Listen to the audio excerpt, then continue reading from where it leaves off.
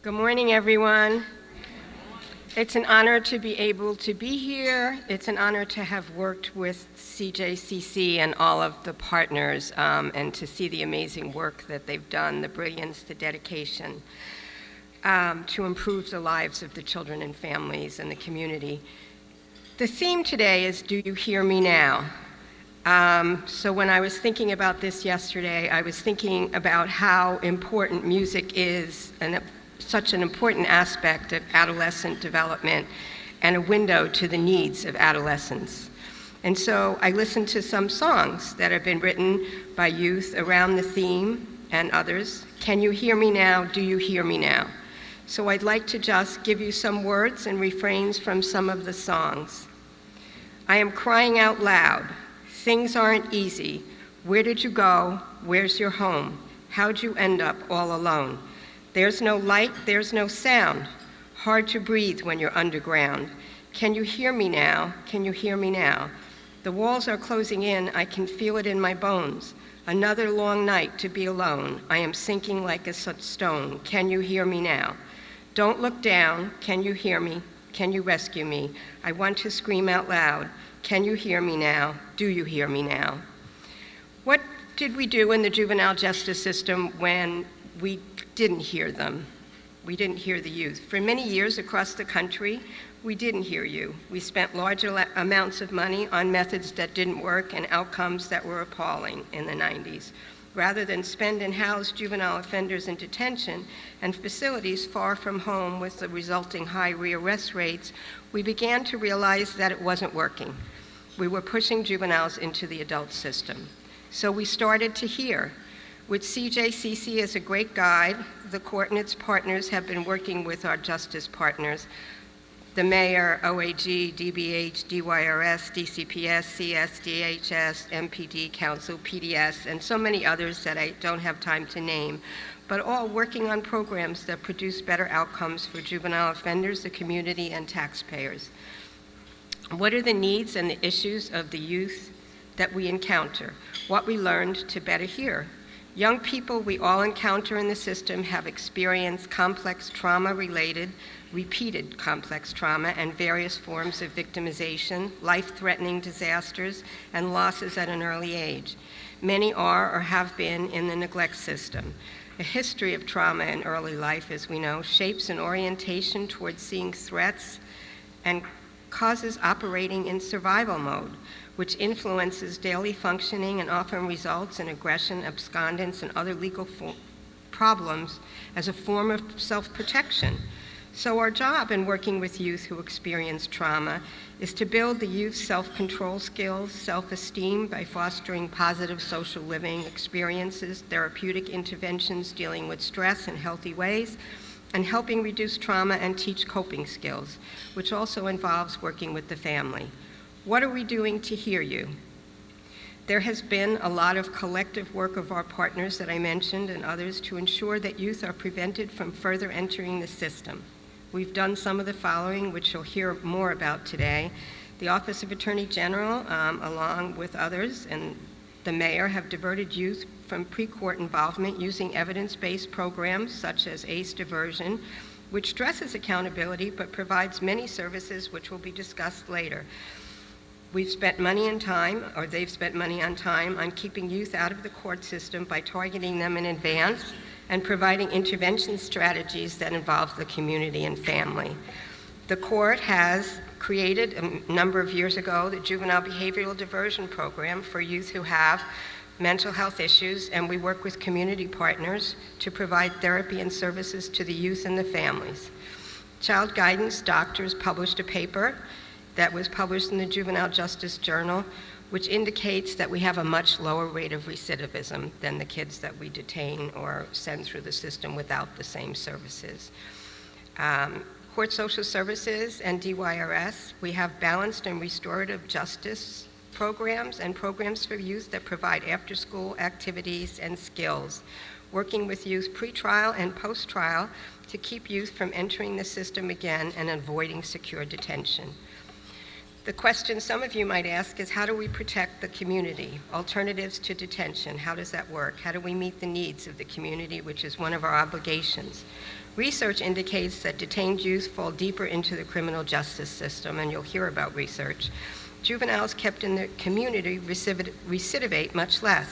70% of detained youth in one of the studies are rearrested because detention negatively affects child development, mental health, academic aptitude, employment prospects, and cuts youth off from opportunity for growth. It costs more to detain a youth than to take the funds and provide services. We're not naive. We're not saying divert a youth and put them back on the street. We are, and you will hear about the programs and services we provide that keep youth off the street and help them to learn and grow. All of our programs keep the youth engaged in after-school services and summer programs, which makes the community safer, and then detaining children and releasing them to nothing. Trainings and why we have them. As you've heard from Ms. Butler, this 8th annual summit will continue every year along with other trainings in order that we can continue to learn about systems of care focused on the needs of youth who encounter trouble with the legal system. We have the opportunity to develop an understanding of the unique challenges of the population, how to overcome these challenges through planned programs, strong interagency collaboration, and sustained coordination, producing better outcomes for all. To come away today with more effective strategies and ideas, and to further shape our policies of improving the well-being of our youth, strengthening our families, ensuring public safety, and measuring our performance. We will continue to hear from the youth until they no longer say, "Do you hear me now?" As to you in the audience, the foot soldiers, we have so far to go, but sometimes we have to step back and look at how far we came. I want to applaud everyone in the audience for the hard work you do every day to make the lives of the youth in our community a better place. To quote the end of a poem, to leave the world a better place, whether by a healthy child or a redeemed social condition, to know even one life has breathed easier because you live. This is to have succeeded. And I want to remind you that you should think about this because every day you have succeeded. To end it, if everyone could stand to acknowledge to the children here and the children we deal with, we hear you now, and we will continue to hear you until we get it right. Can you stand and tell me what we hear? What do we hear? I can't hear you. We hear you now. We'll continue to hear you until we don't hear you. Just a little louder. Okay, thank you, and enjoy the conference. I am just deeply honored and privileged to introduce our next speaker, our morning's keynote speaker, Glenn E. Martin. I asked, so how do you want me to introduce you? Say my name. And he's the executive director of Just Leadership USA. I think he will do a better job than I could ever do in introducing him. So without further ado, Mr. Martin.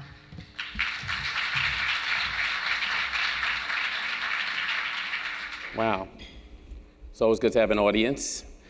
And bright and early, we have a full room. This is great. I'm really honored by the opportunity to be here today and to serve as keynote. So thank you to the conference organizers for inviting me here for this opportunity.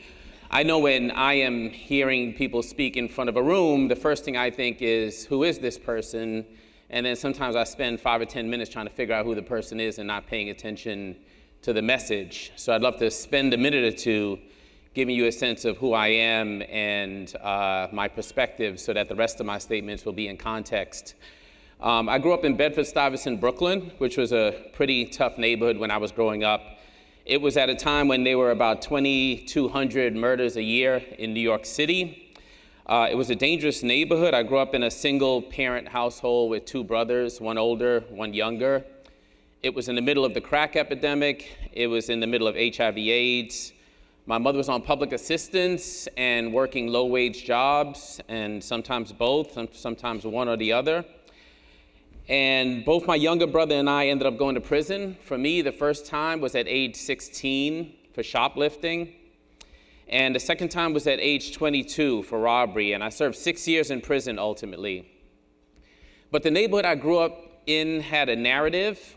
And for the most part, the most often when we see white people in our neighborhood, it would be as teachers, it would be as fire persons, it would be as police officers, which usually meant by 6 p.m. in the evening, most of the people in my community were people who looked like me. And there was a narrative in my community that was generational, if you will, that we held on to, and it had a lot to do with slavery, and it had a lot to do with black codes, and it had a lot to do with Jim Crow, and it had a lot to do with mass incarceration, and it had a lot to do with the suffering of my people, if you will. And one thing I was taught at a really early age is that I had little value. And if you teach a person enough that they have little value, then everyone who looks like them also has little value. And it was just a great way to teach me how to other everyone else. So if it wasn't about us, then it wasn't important. If the harm wasn't being caused to us, then it didn't matter. So after coming out of prison, I remember thinking I'd find a job and get my life back together and so on. I remember visiting about 50 different employers and being turned down over and over and over for jobs, getting boxes and picking them up here and carrying them there, entry-level jobs in the labor market. And when I finally found a job, it was at the front desk of a public interest law firm in New York and here in DC called the Legal Action Center. And it was answering the phones, making about $16,000 a year while owing about $100,000 in fines, fees, restitution, and child support. And that ultimately led to a job at a place called the Fortune Society as the vice president there, which is a very large reentry organization that's been around since 1967. And all of that led up to the creation of Just Leadership USA. So today, based on all of those experiences, and I hope to tell some stories that'll dig into those experiences, I believe that people who are closest to the problem are closest to the solution, but furthest from power and resources. And it is a driving statement around the creation and the execution of what we do at Just Leadership USA. We're an organization that's dedicated to cutting the United States correctional population in half by 2030.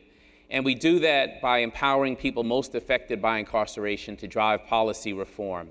We don't believe that people are voiceless. We believe that people have been silenced, and we try to create a space for their voices and their leadership to emerge. We believe we don't get to a tipping point unless those voices are in leadership.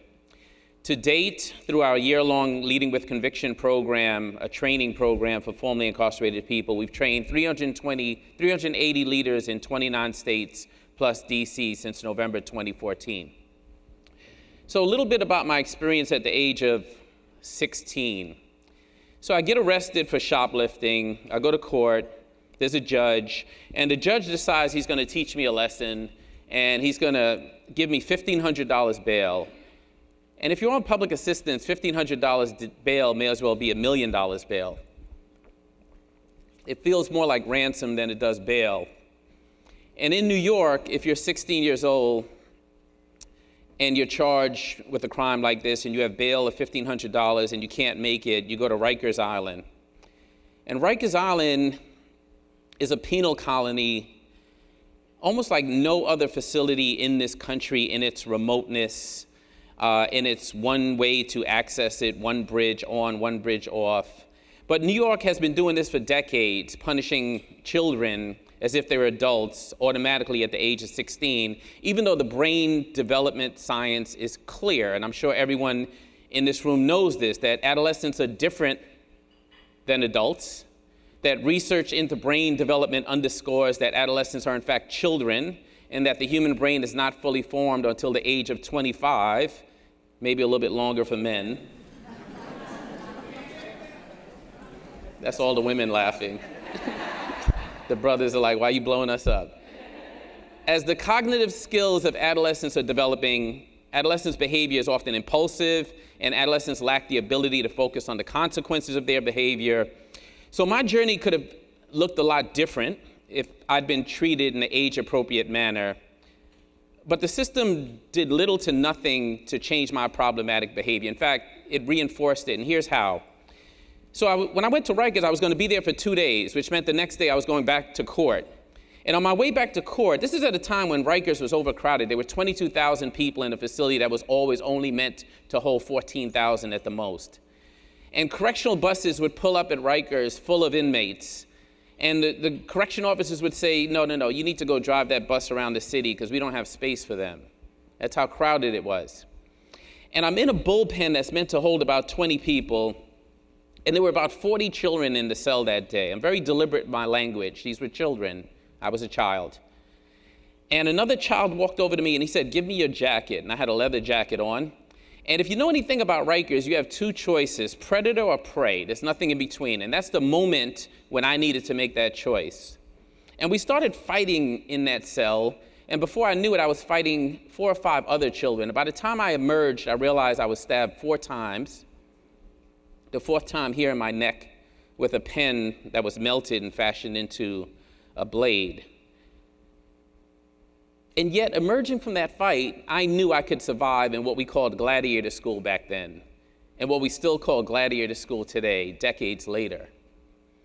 And the toughest part of that experience was the correction officers in the background, joking and laughing, and then ultimately taking me out of the cell and saying to me, you can go to medical, but you won't go to court today. And you'll be labeled as a snitch, and you won't be able to survive here. So that was the lesson that I learned at Rikers. I learned that I could survive in gladiator school. And so I went home with that lesson, continued to get in trouble, ended up back at Rikers at the age of 22, except this time going across that bridge and looking down at that facility, at all those jails, I knew what to expect. And the thing about violence at Rikers is that the only way to avoid violence at Rikers is to be violent at Rikers. And so I knew the time I was going to spend there this time that I'd be the person who was initiating the violence, and that there was no way I was going to be the victim while I was there. And I stayed there for a year this time. So I remember at the end of that year where I was ready to take a plea and I was standing in front of a judge. And if there's anyone in this room who's ever been sentenced or been at a sentencing, you know it's sort of ceremonial. It's the moment where either you've been found guilty or you're going to plead guilty, and the judge is really clear about what you've done, and you have to say out loud what you've done if you're going to take a plea. And it's very ceremonial, and it's meant to bring people down. It's meant to take away your citizenship. It's meant to remind you you're no longer like us. It's meant to be the last ceremony you go through before you're sent off to a prison with high walls and guard towers and everything else that comes with it. And we don't have any ceremony in this country that brings people back up. And so we leave them there in a country where we have 100 million people who have a criminal record on file. So at sentencing, the prosecutor in my case, so you have the prosecutor and you have the defense attorney and you have the defendant, you have the judge, and he stood there and he looked down at my rap sheet and he said, Your Honor, Mr. Martin is irreparably corrupt and he'll never be anything but a criminal. And I think giving him 6 years is not enough. If I had my way, I'd give him 18 years.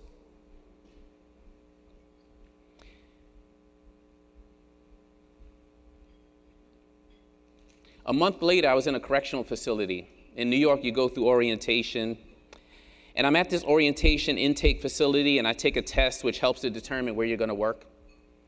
And after taking that test, a correction counselor walked over to me and he put his hand on my shoulder and he looked down at my grades and he said, you know, you should go to college. It was a month later. It was the first time anyone had ever said that to me. It was one of the lowest moments in my life. It was a moment that if I could go back to that day, I probably wouldn't realize what the profound impact of another human being planting a seed in me would have grown into. I tell that story because it's important that when people hear about our formidable juvenile justice system, our system of mass incarceration, even if you learn it and you own it, people tend to find it daunting and they think, what can I do as an individual? And I thank myself every day that that correctional counselor didn't feel that way, that he took the moment out of meeting hundreds of people that day to tell me, you should go to college. The first time anyone had ever said that to me.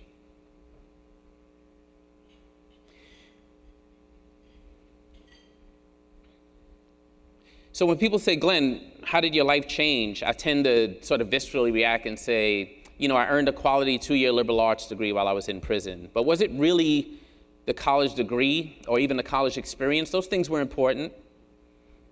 But I think it was the hope and the opportunity and the seed of an idea, the fact that he saw something in me that I didn't even see in myself at that very young age. And today I would argue that we have a unique opportunity to boldly reimagine a juvenile justice system that's responsive to the needs of young people.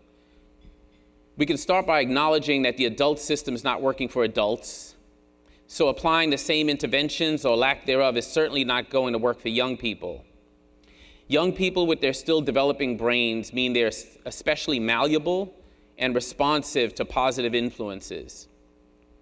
But we need to acknowledge the tremendous net widening that has occurred in recent decades and how that has impacted our young people. Teenagers, mostly black and brown children, are being criminalized for acting like teenagers. Because the adolescent brain is still developing, the character, personality traits, and behavior of adolescents are highly receptive to change. Adolescents respond well to interventions, learn to make responsible choices, and are likely to grow out of negative and delinquent behavior. Instead, we put them into factories of despair on the conveyor belt of our justice system, where they're likely to suffer physical and emotional abuse, commit suicide, and recidivate. This factory of mass incarceration is happening not because our justice system is full of unrepentant, broken children that can never be contributors to society, but because of a racist structure of insidious incentives that encourages prosecutors and others to pursue punishment instead of justice. Black and brown communities have carried the weight of this misguided approach, and the ongoing racial disparities have done little to produce safety or justice in the communities that need them the most.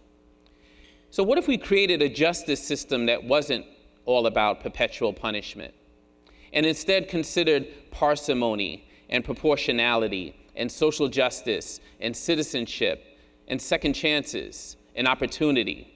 One where a correctional counselor saying you should go to college is rewarded, and a prosecutor saying you'll never be anything is shunned. If there were a panel of prosecutors here today, they surely would say, but Glenn, what about the victims? What about the victims? In my personal experience and subsequent work to end mass incarceration, I've come to view our justice system as this giant conveyor belt, as I mentioned a moment ago. And like a conveyor belt, it moves objects, in this case children, from one station to the next. The stations in this factory are unforgiving and impersonal.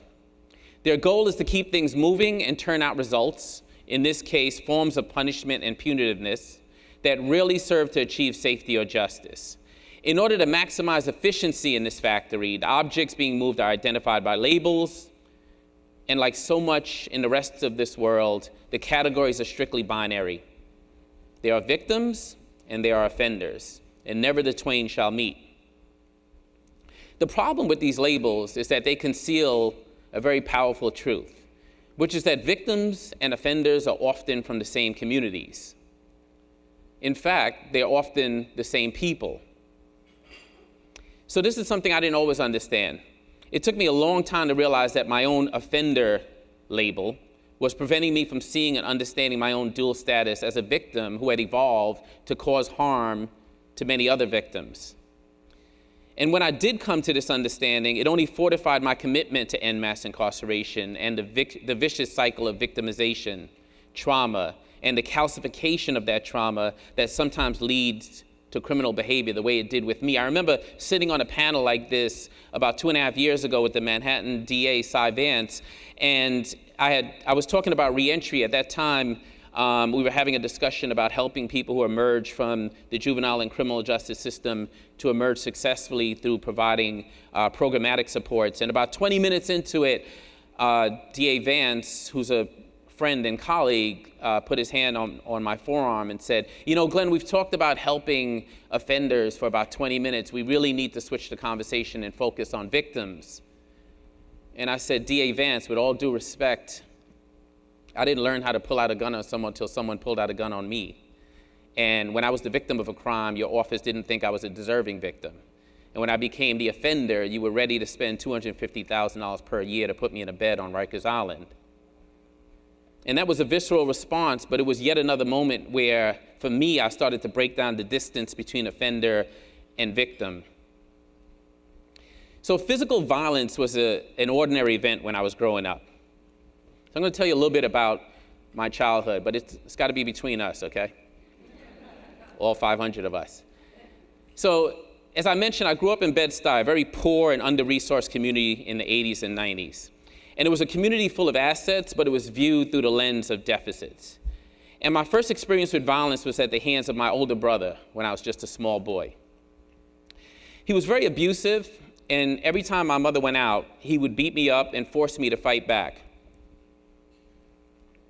In retrospect, giving him the benefit of the doubt, I think he saw himself as like a father figure preparing me for a tough neighborhood and the dangers that a young black man would face growing up in such a tough neighborhood. But it was scary.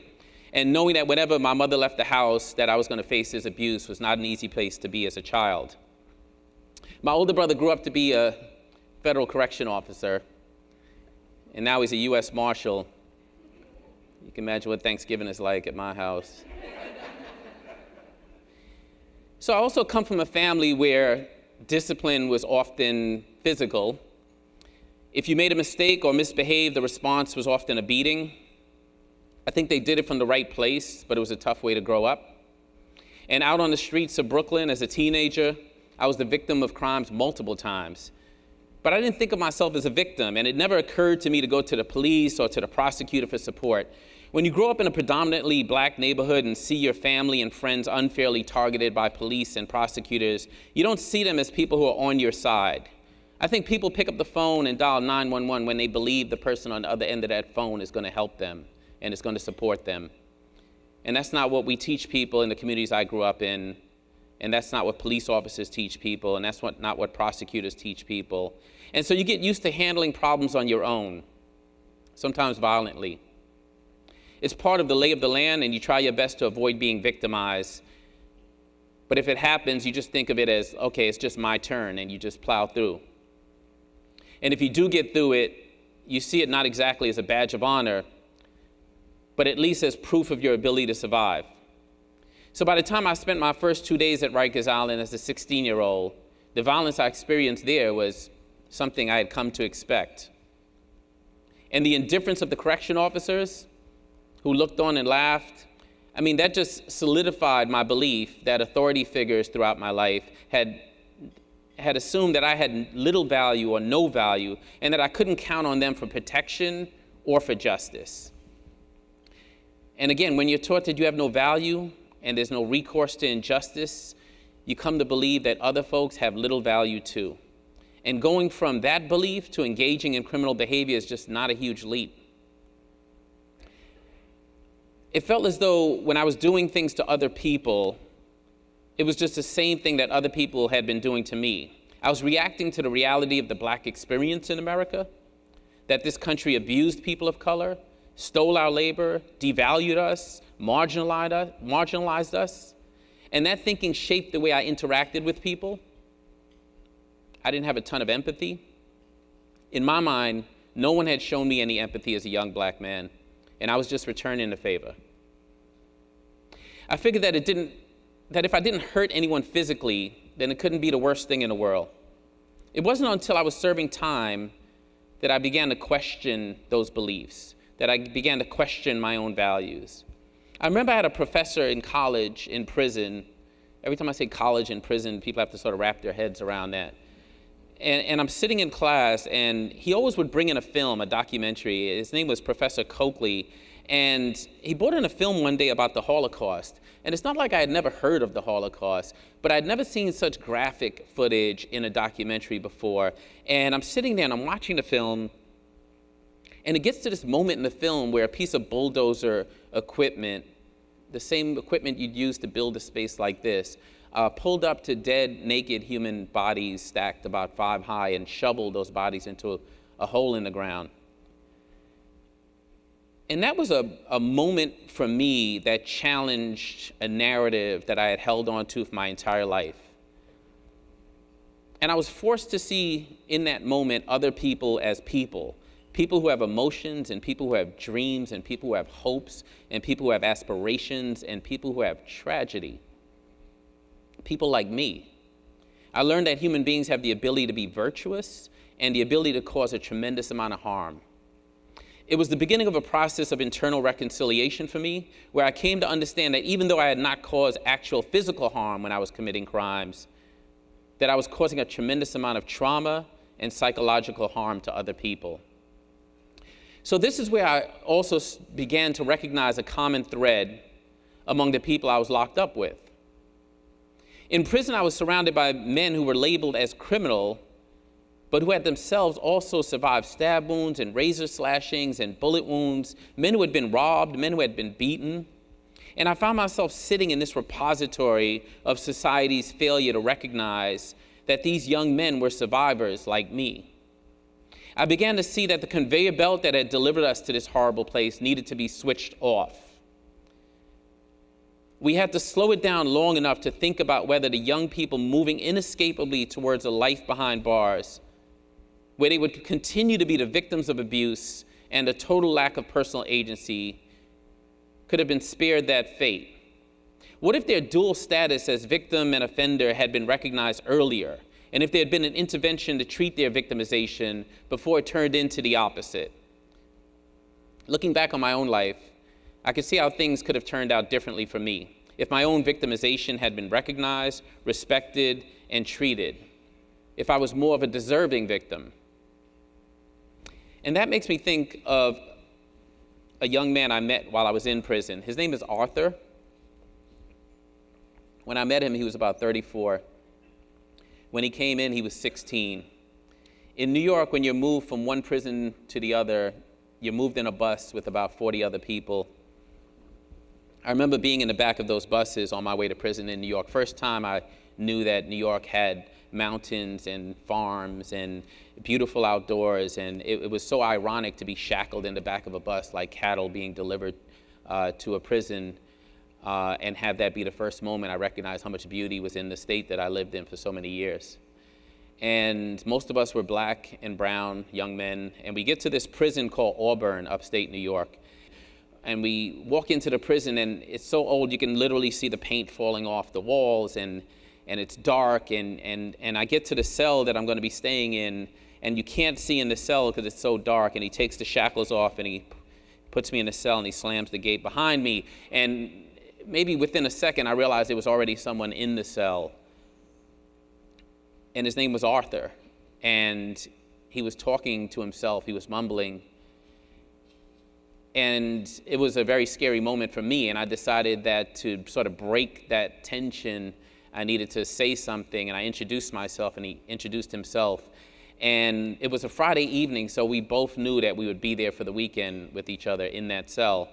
And so I decided I wanted to get to know him to feel safe, and he started telling me about his life. And he was a Latino male from the Bronx, grew up in a very tough family, where his father smoked crack cocaine and sold drugs.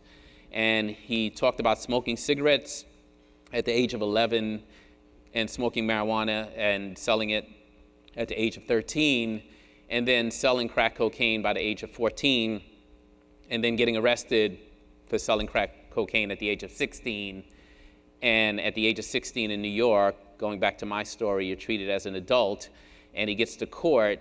And because he's caught with a kilo of cocaine in the trunk of a car, he's facing 25 years to life under our Rockefeller drug laws in New York, our mandatory minimums. And here's this 16-year-old who has to make a decision. If you know anything about mandatory minimums, you know that prosecutors tend to use that leverage to get people to take less time to avoid trial. And so he was offered 15 years to life.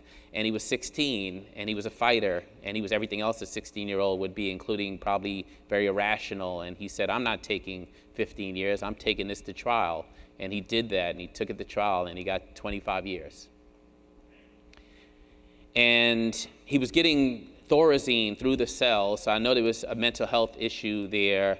And he was extremely friendly and extremely thoughtful and extremely intelligent, and yet he talked about how he became addicted to heroin while he was in prison.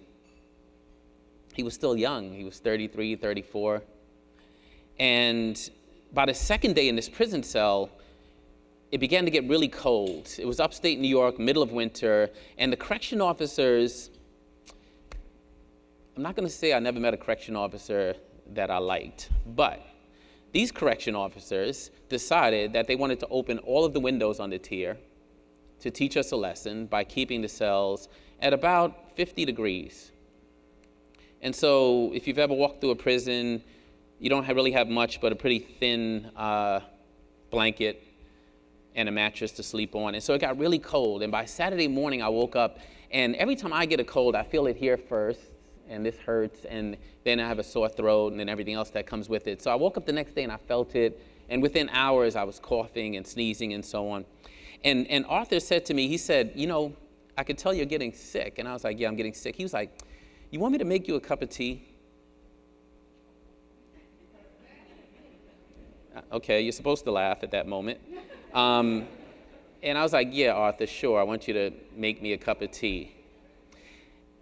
And he just springs up off the bed and he says, okay, go by the gate and look out for the correction officer. So I'm like, I guess I got to play along, right? It's not like I'm going to go in the other room. And so I go to the cell and I'm looking for the correction officer, and he grabs a plastic bottle like this one, and he ties a string to it, and he ties the string to the light fixture in the cell. And he quickly rips the mattress off the bunk, and he asks me to pass him the toilet tissue, and he wraps it really tightly and puts it down. And so now the bottle is hanging over the toilet tissue, and he takes a pencil and uses the lead in the pencil in the outlet in the cell to heat up the lead to light the toilet tissue on fire. And the bottle begins to spin over the fire, and the bottle begins to melt. And then the water inside the bottle begins to boil without the bottle cracking, and he takes the bottle off the flame before it melts too much, and he rips open the lapel of his prison outfit and pulls out a tea bag and sticks it in the bottle. And he hands me a cup of tea.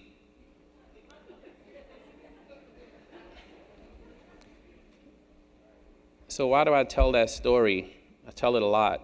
If you've heard me speak before, you've heard the story before. I tell it because I think we don't get to the point where we criminalize so many children unless we dehumanize them first, unless we convince ourselves that these are not people, that these are offenders, that these are inmates, that these are prisoners, that these are convicts, that these are everything, every name the system gives us to refer to human beings. We don't talk about them as fathers and children and brothers and uncles. And I tell that story to try to bring people into that setting, to remind them of the humanity of the people in that system. Because I think that people like us, people of privilege, there's like these moments we have in our careers and in our lives where our knees are shaking. Those moments where you want to say something, but it may have some impact on your own well-being, on your own access. And I think that those are the important moments where people show leadership. It's the moments where I'm hoping you remember stories like the story of Arthur. Because if you looked at every other movement in history, whether it's in the United States or elsewhere, it's not until we say that is not how you treat other human beings that people of privilege stand up and stand alongside people of less privilege, and sometimes say the very same thing that those people who are being oppressed by a system say, but are heard differently. So for me, the interaction with Arthur, those sort of interactions, which I had multiple times in prison, became turning points.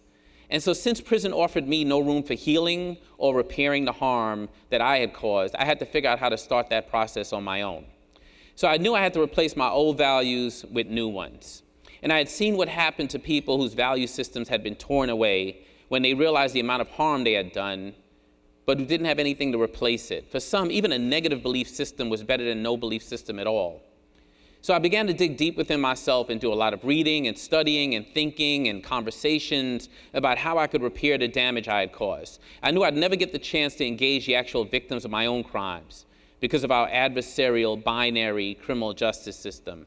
But I came to believe that by working to end mass incarceration, by working to have a smaller, fairer, more humane adult and juvenile justice system, that we could reduce victimization in this country. And I also knew that I wanted to end the carnage in my own backyard and work to close the torture island that is Rikers.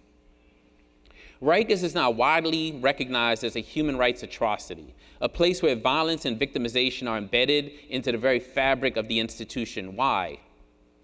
Rikers was purchased by New York City from a judge whose name was Riken. And Judge Riken, at nighttime, would get together with a mob and capture free black men and then have them appear in front of his court and then send them back into slavery in the South. Rikers cost $247,000 per bed per year today. We have one correction officer for every detainee in a city that has one teacher for every 15 students. 80% of the 10,000 people in our jail system in New York are detainees, not convicted of a crime. 89% of people of color in a city that is 56% people of color. There is no speedy trial at Rikers Island. The Constitution of the United States dies at the bridge to Rikers Island. We have people who've been sitting on Rikers as detainees for 10 years. 41% of the people at Rikers have a mental health diagnosis. There is an airport. It started as 82 acres. Now it's 420 acres. LaGuardia Airport is 200 feet away.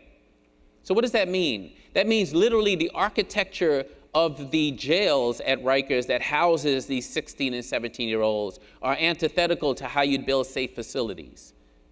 So they're flat and they're linear and there's 50 cells long. And if I was a correction officer, the way my brother is, I wouldn't want my brother to have to run down 50 cells to break up a fight. And so what do correction officers do? They deputize young people and they say, now you're the ones with power here and you're going to help me keep order in this place. Detainees are routinely subjected to abuse at the hands of others, including officers and detainees. And it's a place where children's dreams go to die. But when I was there were 22,000 people. As of yesterday, there was 9,126 people. When I launched the campaign to close Rikers, it was a lonely place. I knew we had to cut the population in half to create a smaller, fairer, and more humane system. But everything I described to you has a cost in dollars and in human lives, and that's shameful. Rikers is a place that really encapsulates the worst dysfunction of our justice system. It's a place where the cycle of harm is reinforced and exacerbated rather than interrupted and calmed. One of the most difficult things to do as a community is to take ownership of the ways in which we've failed our neighbors, the way we've failed our children, some of whom get labeled as victims and some of whom get labeled as offenders, and reimagine a system of justice that doesn't treat those categories as mutually exclusive, but instead seeks to make all people whole.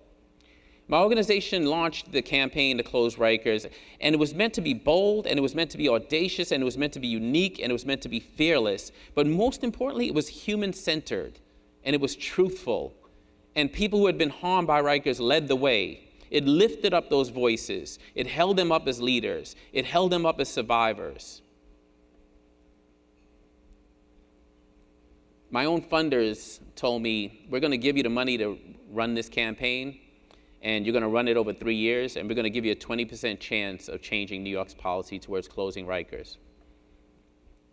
In less than 12 months, we went from no support in New York City to getting Mayor Bill de Blasio to finally announce that New York City was going to move towards the closure of Rikers Island.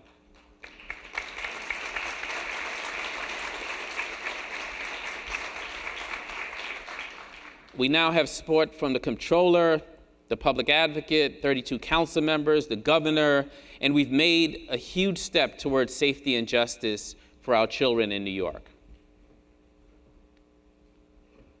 15 minutes? Thanks.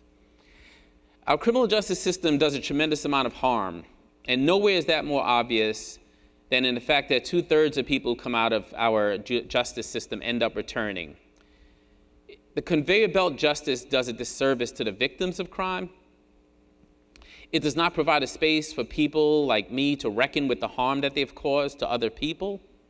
nor does it provide a space for crime victims to heal from their trauma. Instead, it just marginalizes everyone. At Just Leadership USA, we know that whether or not we've succeeded in creating a truly just criminal justice system will be measured in part by whether that system brings victims the safety and healing they deserve, and whether it offers those who cause harm the space to repair that harm, the permission to address their own trauma. These are the kind of communities we want to build at Just Leadership USA. Communities where young people are held accountable in a way that allows them to thrive. The way forward might be daunting, but remaining complacent is no longer an option. Remember, the system we currently have exists because we all believe in it. 20 years ago, if someone asked me whether we could cut the number of children in detention in this country in half, that would have seemed impossible to just about everyone in this room. So today, we should ask ourselves, what would America look like if we decided to move towards a system that is more compassionate, more hopeful, more optimistic? Do I have time to tell one more story? You haven't given me the 10-minute mark yet, so I'm going to tell another story. I'm going to tell a story about a guy who works for me. His name is Ronald. I'm telling the story because he's given me permission to tell the story. His name is Ronald Simpson Bay. He was 17 in Detroit. He was out late at night. He was in the wrong place at the wrong time with the wrong people, and a police officer got shot. And he was charged with shooting that police officer. And he couldn't read, and he couldn't write, and he couldn't defend himself. And he professed his innocence over and over and over again. And then he was convicted, and he got 50 years to life. And he went to prison, and he taught himself how to read by the age of 21, and he taught himself how to write. And then he went to the law library every day, and he appealed his case over and over and over again to any court that was willing to listen. 24 years later, he finally got a federal judge to pay close attention to his case, and she said, you know, you're right. The prosecutor in this case unfairly coerced witnesses to tell a story that he had concocted that night about what happened.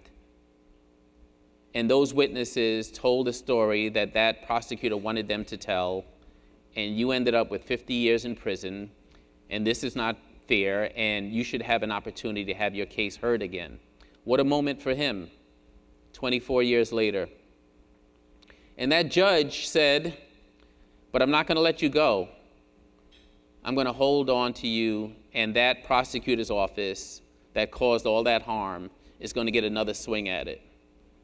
And so he was held for another 3 years, so 27 years in. That's a difficult story, as is, but it's not the full story. About halfway into that bid, he would go on the visiting floor and visit his children quite often. His family supported him. They believed in his innocence. They visited him every chance they got. And one day he was going to go see his child. It was Father's Day. His son was 14, Ron Jr.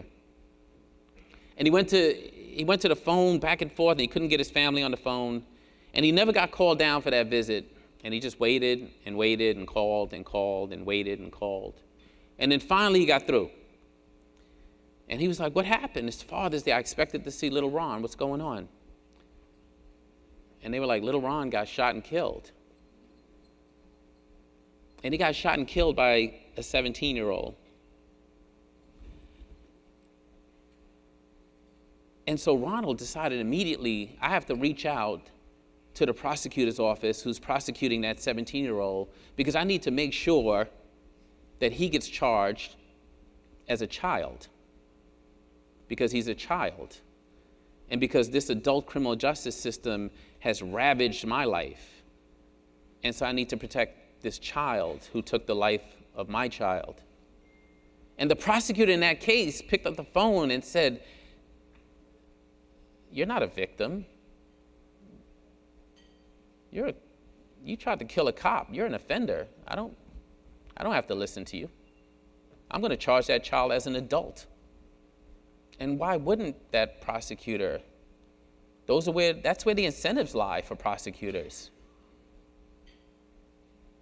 And so Ronald said, no way am I going to allow another black child to come into the system and be destroyed. And he started organizing his community from prison. And he had his community show up in front of that prosecutor's office and send a strong message about the importance of charging that child as a child. And he won. And he tells that story today, and he tells it with such compassion that we have to ask ourselves, the rest of us, would we be able to find that compassion in that situation? Because creating a juvenile justice system that looks different than the one we have today is not about where you would want your child to serve time. It is about where you would want the person who harmed your child to serve time. And we don't get to the finish line unless we ask ourselves those sorts of difficult questions. So Ronald works for me now, and I had him on a panel with a prosecutor from Milwaukee, and we were doing this discussion in front of a room like this. And toward the end of the discussion, I said, Ronald, I just have a couple questions to ask you before we close out. I said, have you ever talked to the police officer who was shot that night? And he said, yes, I did talk to him. He lives in my community, and he shared with the audience what that conversation was like. And I said, well, have you ever talked to the prosecutor in that case who clearly was so overzealous, didn't even slow down long enough to ask whether his version of the story was the right version? And he said, no, but here's what I would say to him. And he told the audience what he would say to him. And I said, have you ever talked to the child who murdered your child? And he said, oh, all the time. He said, the killer of my child is the uncle of my grandchild. And why would that make us gasp? Because people don't get on airplanes and trains to go commit crimes. People commit crimes in their community, in their neighborhood, on their block, in their building, in their families, in their homes, against themselves. And Ronald's story, the reason I'm so glad he allows me to tell it, is that it forces us to revisit those labels that we put on people to allow this conveyor belt to keep working, to keep moving. A system. So imagine this before I close out. 5 minutes. I did this. You and me. So imagine a system that eliminates the Rikers of the world and instead invests in the Glens of the world and embraces the Ronalds of the world and rescues the Arthurs of the world. The same way, with the passage of time, we look back on slavery and Jim Crow and segregation, and we ask, where were the righteous? Our children and grandchildren will ask the same questions of our generation. And the answer depends on our ability as leaders to speak truth to power and to leverage our privilege, to stand alongside those of less privilege, to create change, to elevate the leadership and the voices of the very children that we serve. I have no doubt that I'm standing in front of a room full of leaders, and I can't wait until that day when the story is written about us. Thank you.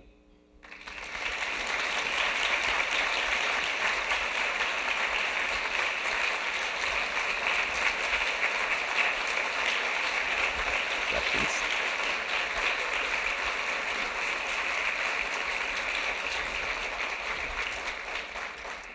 So I want to take, what do we have, 5 minutes? Yeah, I want to take maybe 1 or 2 questions. So I won't get to everyone, obviously, don't hate me. 1 or 2 questions?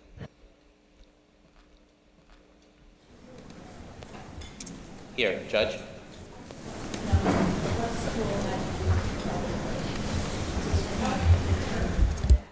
School as in public school or? Sure, so I appreciate the question. The question is, what did schooling have to, how did schooling contribute to my early life? So people who ask this question are usually, they already know the answer, right? And they're setting them, they're setting me up to give them the answer that they know. So here's the answer, which is, my family's from the Caribbean. And so I spent the first few years of my life in the Caribbean. And if you know anything about the British form of schooling, it gets ahead of the American form of schooling.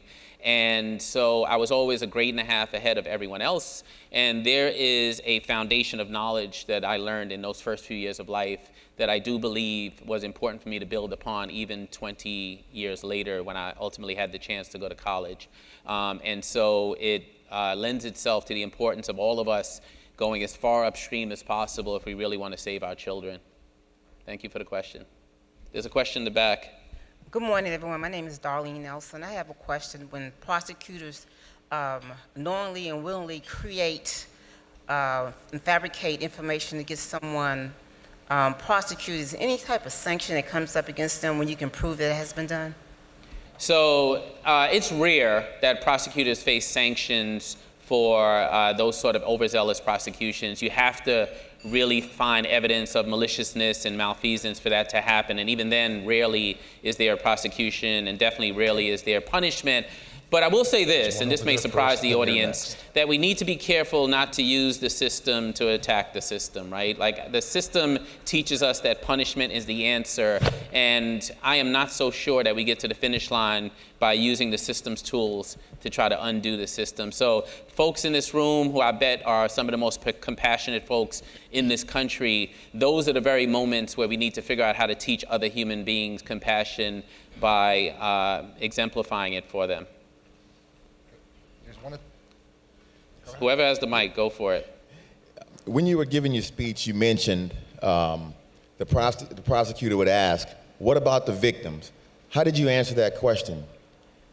So just now in the middle of my talk where I said, what about the victim, it was obviously leading in to the conversation about the different forms of victimization that I've experienced. And I think you're asking the question literally, are you asking the question literally about the victims of my own crime? Or, because when I said that in the middle of the speech, it was to tee up the rest of the conversation about not drawing such a thick line between victim and offender. No, not literally about your situation, but that's a general question that folks are, what about the victim? You understand that this person did harm. Now I better understand. So when prosecutors confront me with what about the victim, I get this all the time. And I get it from prosecutors who are friends, and I get it from prosecutors who are pushing back on my messaging.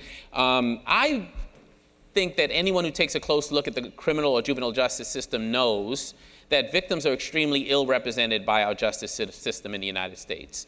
And yet prosecutors get their power, their strength, their legitimacy from suggesting to the rest of us that they are the voice of victims.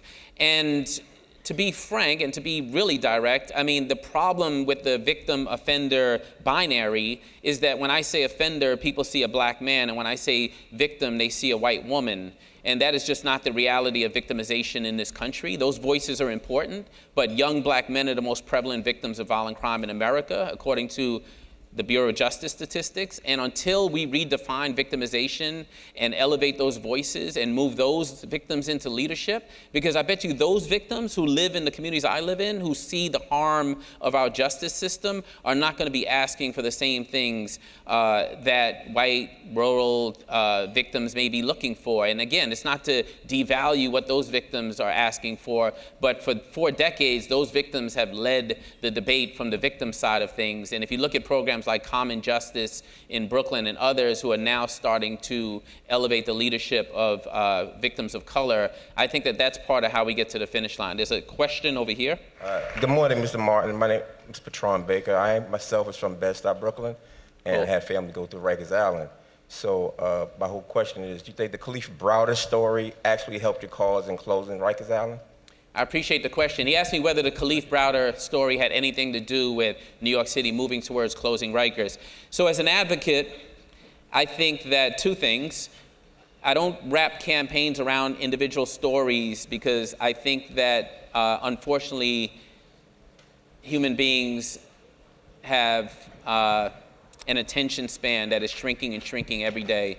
And as powerful as stories are, we tend to move on to the next story and the next story and the next story. And if you look at Black Lives Matter, there were days when people of color would stand next to me and say, who got killed today? Who got shot? I don't remember.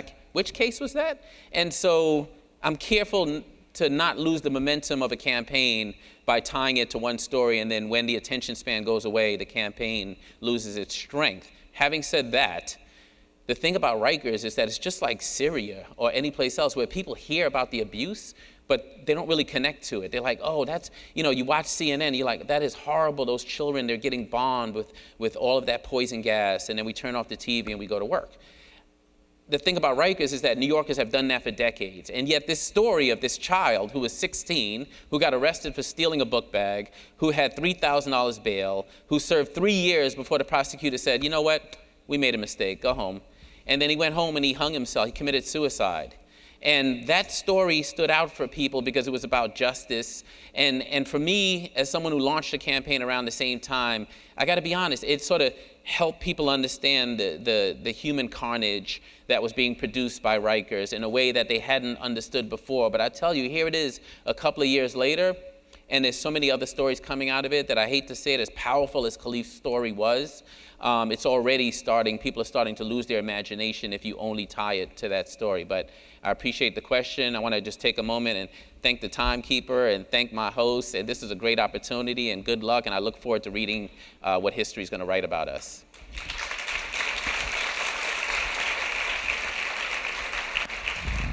Powerful, right? Powerful. Again, thank you, Glenn. Again, the theme is, do you hear me now? So you're going to see a pattern. We really want to give voice, and I really appreciate you for kicking us off, kicking this conference off, this summit off, and voice was really instrumental in everything that you conveyed, so really appreciate you blessing us with your presence today. We will now shift. We are going to keep this moving. We're going to shift, but actually before I do that, everyone received a card. Glenn mentioned Just Leadership USA. So you have a card in the packet of materials that's in front of you. So take a look at it, and you have information to proceed as you deem appropriate. All right. I'm going to now invite our next panel up, and we're going to be focusing on the nuts and bolts of the Comprehensive Youth Justice Amendment Act. So if I can ask the panelists to join me.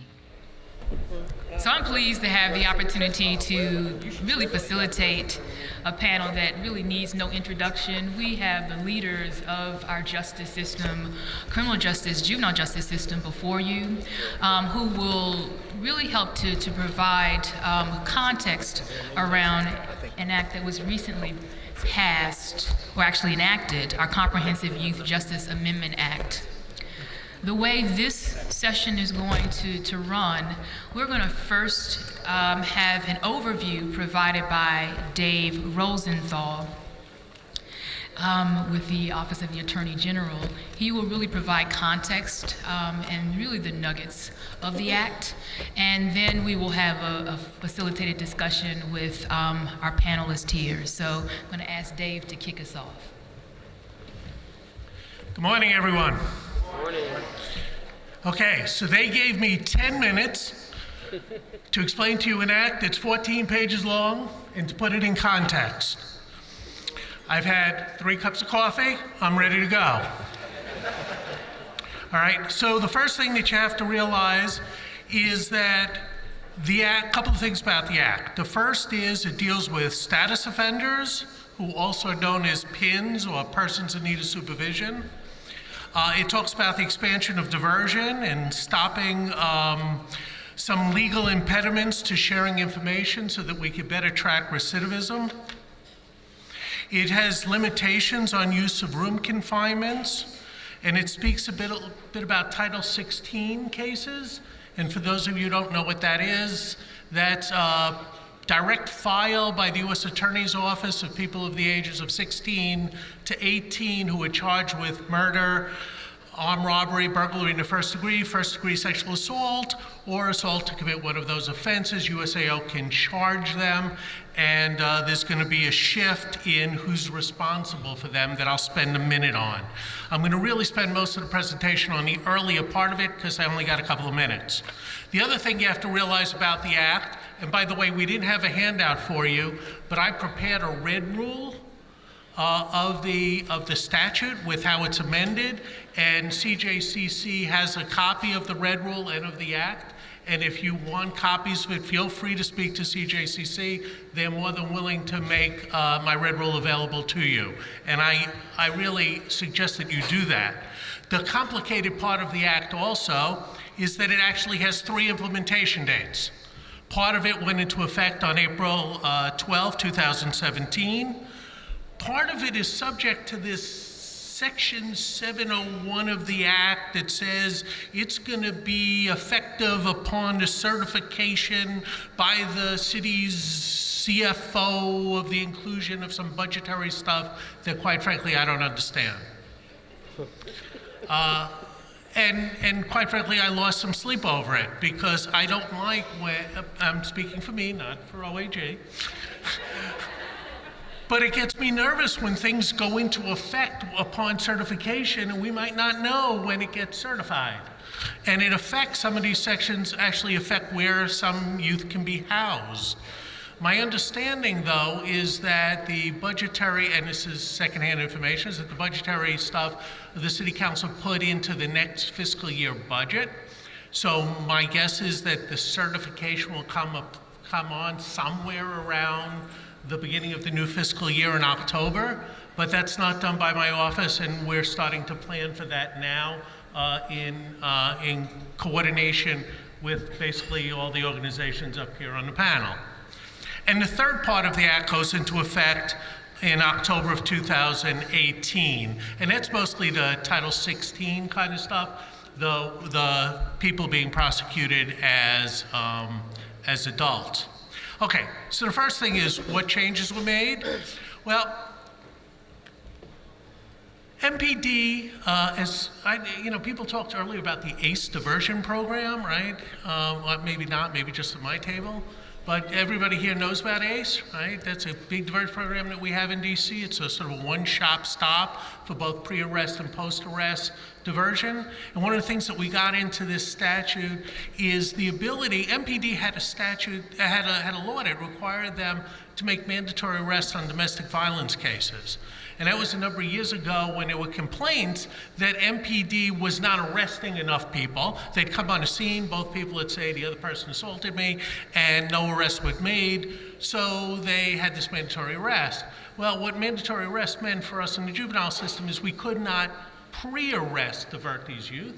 And so in the statute, we amended the statute to say, as an exception to that mandatory arrest, that notwithstanding anything else, a person who was 18 years of age or younger, where there's probable cause to believe that the person has committed an intra-family offense that does not constitute intimate partner violence, so it's basically assault on parents and siblings, could be diverted to a program, quote, that provides behavioral health and community support services. That phrase was put in there to say ACE. Right, so basically these youth can now be diverted by MPD straight to ACE. The next day, and that is law now, and as I'll try to point out when something is law now versus to when it's going to be into effect later on. One of the changes that'll come into effect shortly is that there'll be a difference in the way that we treat PINs or status offenders. Right now, the system is parallel to the delinquency system. And what they did in this statute in various sections is they moved it more away from the delinquency system to start treating some of these youth as they are in the neglect system. So the model really is a shifting model of how to treat these youth, who, by the way, the definition of status offender of PINs is basically these are kids who do things that are only committable by children. So if I run away, if I miss my curfew, if I don't abide by the commands of my parents, I'm not getting prosecuted, right? I can't even be arrested for it, right? But kids can, and those are the kids we're talking about here. So one of the things that's going to happen soon is that those youth will be moved out of in 1623.10, I'm going to talk about statutes only for those of you who actually know what those mean. For the rest of you, ignore it. So in 1623.10, pretty soon, the phrasing about in need of supervision will be removed. But what is in effect right now in 1623.10 is the court had authority to detain either delinquents or PINs kids, when they're a danger to themselves or others, or property, or when they're at risk of flight. And while risk of flight is still there as a detention criteria, danger to themselves is no longer a criteria for detention in delinquency cases, or will not be. Is not, excuse me. And it's not merely to protect the personal property of others, but the City Council also put it a standard, which is from significant harm. So we not only have to show danger, but we have to show significance in the harm. 1623.12 is the detention care statute, and what's going into effect shortly is when a child is not released, we're talking about a child who is in need of supervision. Currently under the law, kid gets arrested for delinquency or a PINS case, they've got to be arraigned. As you all know, we arraign 6 days a week, Christmas, New Year, snow days, right, for either delinquency or PINS cases. But mirroring the neglect statute, these youth will not have to be arraigned if they're being detained for 72 hours. So the statute says when a child's not released pursuant to the standards in 1623.11, a shelter care hearing shall not be commenced no later than 72 hours, excluding Sundays after the child has been taken into custody, and a petition shall be filed at or before that time. So that's exactly like the neglect statute. 1623.13, place of detention or shelter. The council took neglect again, PINS out of the delinquency portion and added it into paragraph A where the neglect is, so that these PINS youth can only be detained in a foster home, a group home, youth shelter, or other appropriate home for non-delinquent children, or another facility for shelter care designated by the division, including facilities operated by the city or DRS.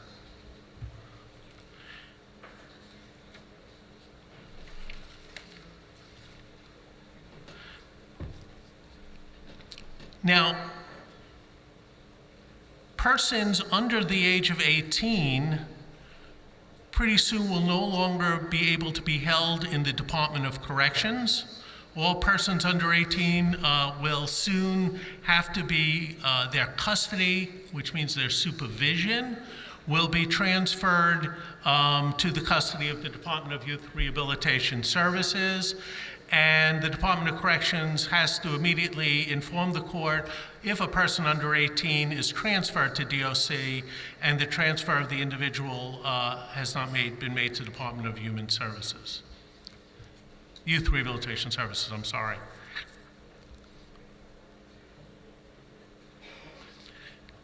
They added one other change in 1623.20 about dispositions. They said that the court can transfer legal custody of public agency to the care of delinquent children, provided that legal custody shall not be transferred to a public agency for the care of delinquent children when the child in question is less than 10 years old. I mean, I understand why the City Council was concerned about that. I can't think of the last time we committed a child under 10. We don't prosecute a lot of children under 12, and even rare for that. But we now have at least an age minimum for commitments of people, of youth. There's another provision there that says no child found in need of supervision unless also found delinquent shall be committed or placed in a secure juvenile residential facility or a secure residential treatment facility for delinquent juveniles. And that goes in along with the idea of treating these kids more like neglected youth and less like delinquent youth. So just like we can house them pre-detention with delinquent youth, post-commitment, we can commingle them with delinquent youth also. How much time do I have? I started with 10, so 2, 1, where am I? 3 minutes.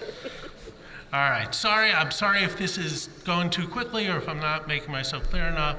Another provision which is found in 1623.22, that's how long does a dispositional order last, right? Like currently, as you all know, the court can acquire jurisdiction over any child in a delinquency or a PIN system until the child's 21, as long as the criminal event or the status offender event occurred prior to the child's 18th birthday.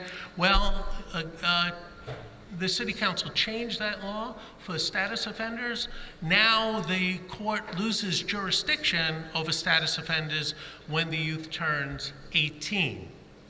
So we have a person who's committing an offense, a status offense be it, up to the age of 18, we have jurisdiction to prosecute them. The court has jurisdiction over them, but the court only has jurisdiction over them until they're 18, which will obviously affect how we operate as a system, because it doesn't make, at least to me again, not speaking for OAG, a lot of sense to prosecute status offenders when they reach a certain age at 17 if you have a system that takes time to prosecute the youth, and if the court's not going to have a lot of time, whether probation or commitment, to rehabilitate the youth prior to the time that they turn 18.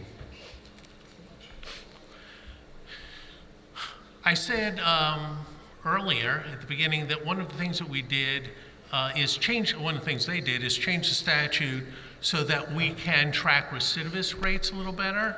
We have a confidentiality statute, 1623, 31, 32, and 33, which limits the ability of us to share information with people not listed in the statute. Basically, it's a provision that requires only those who really need to know to be able to talk about cases and not share it with people in general. Separately, there's a Juvenile Rule 55 that has to do with the implementation of those statutes. And one of the things that was actually hampering our ability to see how well we were doing in divergent recidivist rates, because we couldn't share with ACE information because it was limited in the statute to we could only share them information for the purposes of delivery of services. But arguably, if we were trying to check recidivist a year or 2 years later, that's not really for that child's receiving of services. It's really so that we can improve the way that the system operates. And so we amended the statute, or the City Council amended the statute, saying that it's not only for delivery of services, but we can now share information with DYRS, with DHS, to monitor recidivism and efficacy of services provided to two groups of people: individuals under the jurisdiction of the family court, and youth who've been diverted by law enforcement. So that's MPD pre-arrest diversion by the Office of the Attorney General. That's our status offense diversions, or pursuant to 2305.02, and those are the diversions that we do post arrest when OAG diverts them along with court social services into a diversion program. And again, it's a one-stop shop what we did with ACE, so that whether they get diverted early on, pre-arrest, or after arrest, they receive the same services. And I think that's it.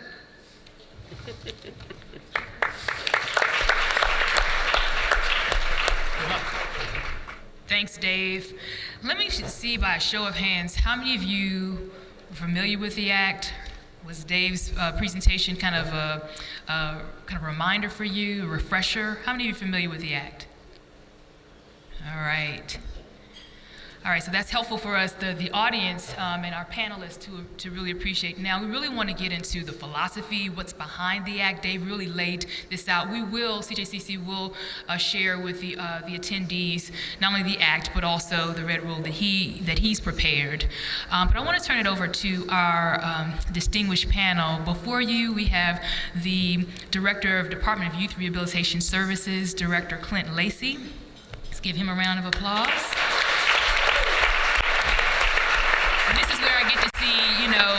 The agencies, how they're represented, because you can hear it, in the applause also, right? That's what we're going to do. We also have our Attorney General for the District of Columbia, AG Carl Racine.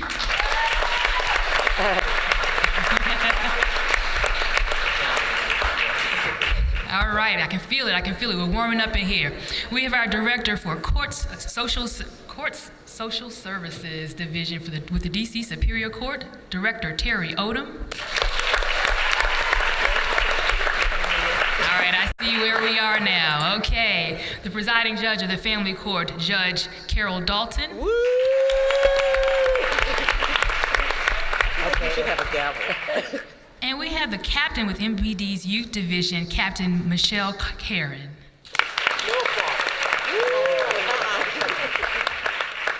All right, so I have, provided a few preliminary questions in advance so that we can get this started, and then we're definitely going to open it up for some Q&A with the audience. Wanted to ask Director Lacey if you could just help us appreciate the general philosophy of the Comprehensive Youth Justice Amendment Act. Thank you. It's an honor to be here on this panel with my distinguished colleagues, and of course to be present with you today, the distinguished audience. Have great respect for everybody here, regardless of your particular organization, agency, philosophy, point of view. Everybody here is dedicated to the issue of juvenile justice and helping our young people and families. And so much respect to everybody. Excited to be part of this conversation. With regards to the question around the philosophy behind the legislation, I won't presume to speak for those who wrote it or those who helped to inform it, but I do think that it's fair and safe to say that we do have, at least on a high level, a shared value system around wanting to look at our young people in a positive light, to believe that they are not the sum total of their worst day, their worst mistake, their worst action, or the worst thing that has ever happened to them, or their families or their communities. And so I do think that the legislation reflects forward thinking with regards to the population in question. I would like, if I may, just take a moment to share the lens that DYRS brings to our interpretation of the legislation and our overall view and philosophy regarding young people who are involved in the justice system. We embrace a set of values and an approach which is really grounded in familiar ideas, I'm sure, to the audience, of being strength-based. Really looking at our young people as not just at risk, but at promise. Doing the hard, difficult work of mining and digging and finding and uplifting the strengths that are within our young people and actually believing that they have them. But not just our young people, but their families, who are often the ones who are blamed for the actions of their young people, or the communities, right? We say things like, it's not a bad kid, but it's just his family, or not a bad kid, but it's just a bad community. And so we challenge these notions, not that we ignore that there are not serious issues that have impacted young people, their families, and their communities. But even within that, we look for and we find strength, and we find strong people, and we find committed people who we partner with. And so that's part of our philosophy and our lens, being strength-based, being community-rooted, understanding that our work, our challenge, and our mission is not to be the sole providers of rehabilitation, not even to be the primary providers of it, but more so to facilitate a process that connects young people, to the places, and to the resources that will help them heal, help them grow and develop. And we believe that those resources are in the community. And to the extent that they're not, we're invested in investing in the village that we all say it takes to raise our children safely and wholly and to make them well. So to the extent that the village is hurting, to the extent that the village needs resources, that the village needs support, we define our role as an agency not just as one that's going to somehow change the course of young people, but also as we do that, we define our role, which is one that we must invest in the village, invest in the people, and use our resources, our knowledge, our skills, and all that we have to bring to the community so that we can walk together to serve, to empower our young people. And so in that sense, what I'd like to say, and I do believe that the legislation begins to walk us in that direction in some significant ways, is a new identity, a new sense of what juvenile justice can be and ought to be. Not the place where kids who've gotten in trouble go to get fixed or somehow corrected, but the place that facilitates a process that embraces all the stakeholders, including the families and the communities, where true rehabilitation is going to take place in a natural ecosystem. And so that's a new identity for us. It's one that we think we seek to embrace the words of Martin Luther King, who said, "True justice is in fact an act of love." So we use the word love, and we ask the question, what does love look like? And I dare say that the legislation that we're here to discuss begins to address some issues and put in place law that will further enable and empower us to love our young people through our justice system.